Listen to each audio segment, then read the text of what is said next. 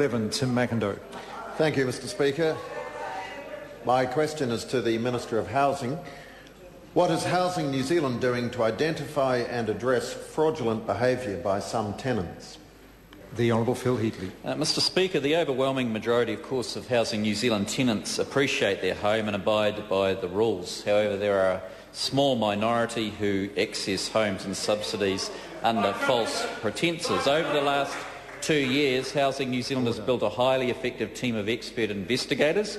The team has identified $6.3 million where tenants have received subsidised rent they were not entitled to. In fact, 166 Housing New Zealand tenancies were ended following investigations of these more than 130 cases of tenant-related fraud that have been before the courts. That's a tenfold increase in investigations and cases before the courts than 2 years ago.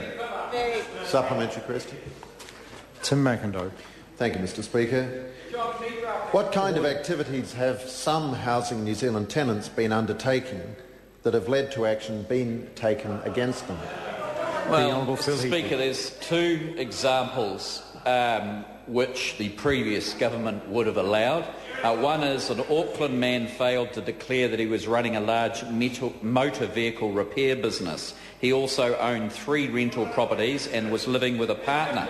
He's been sentenced to 5 months home detention and 100 hours of community work, and a debt of $68,000 is now against his name.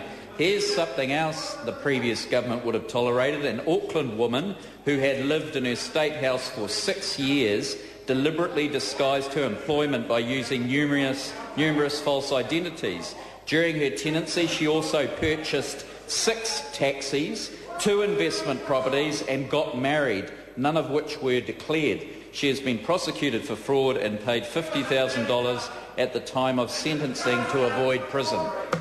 Tim Macindoe. Mr Speaker, further supplementary question.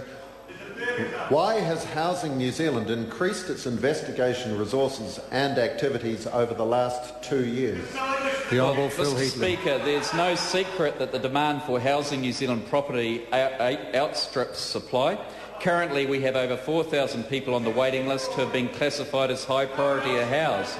In our view, we would rather provide the state houses for people who have genuine need rather than turn a blind eye to it, as happened under the previous government. Question number 12, the Honourable David Parker. Thank you, Mr Speaker.